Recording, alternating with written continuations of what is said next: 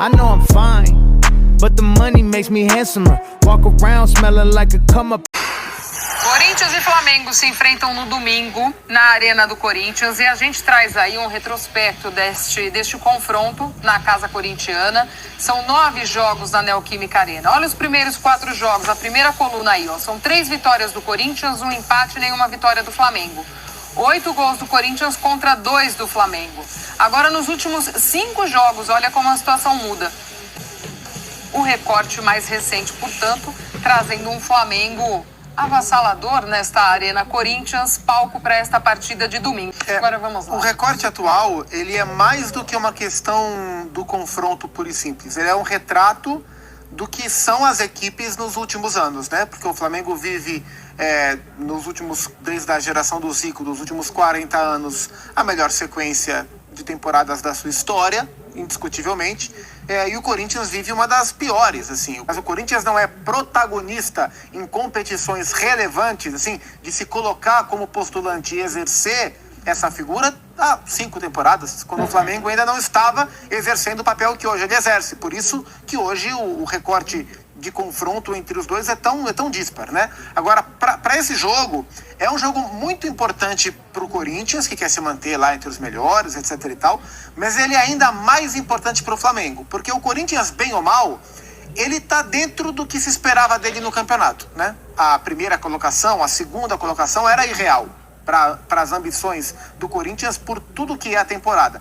O Flamengo não, o Flamengo está abaixo do que se espera. Então o jogo de domingo é um jogo importantíssimo para o Flamengo tentar dar passos adiante e se colocar onde realmente a gente espera que o Flamengo possa ficar no Campeonato Brasileiro.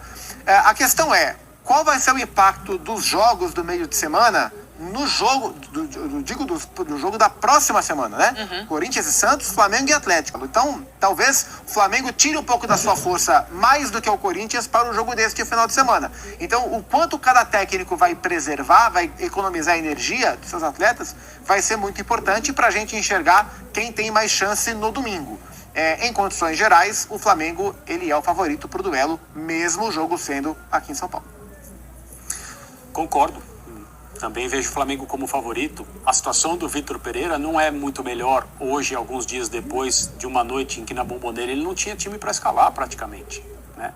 Para um jogo, para um confronto que começa daqui a 3 semanas, dá para a gente esperar que as opções para o Vitor sejam muito melhores e muito mais generosas. Mas para esse fim de semana, o que mudou?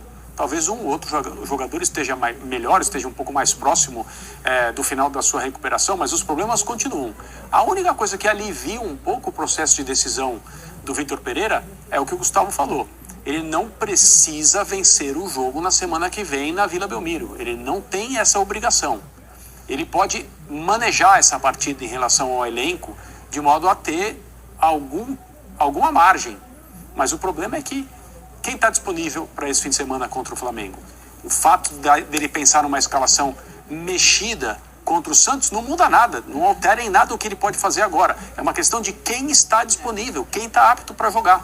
Então acho que o Flamengo tem condições melhores de escalação e, consequentemente, de atuação para esse confronto, numa época em que, se a gente for olhar os resultados mais recentes, são derrotas do Corinthians por largas vantagens, goleada em Itaquera, num jogo, numa tarde em que o Flamengo deveria ter feito mais gols até do que fez, e com isso eu não quero dizer que o Flamengo vai golear, mas eu acho que pela situação das duas equipes é mais provável que o Flamengo entre em campo com uma equipe bem mais forte do que o Corinthians. E mesmo assim, vocês acreditam que o Dorival deva manter o que tem de melhor em campo, mesmo tendo essa Copa do Brasil no meio de semana, com uma situação mais delicada do que a do Corinthians? Mas o Dorival, como vai quebrar a cabeça para administrar essas duas coisas? Também não posso deixar de olhar para o brasileiro, mas também tem o Copa do Brasil. A situação dele é mais delicada, embora tenha em mãos um elenco mais forte, tenha as suas peças em mãos, já também muita gente acabou voltando que ele não tinha, que estava em DM, enfim.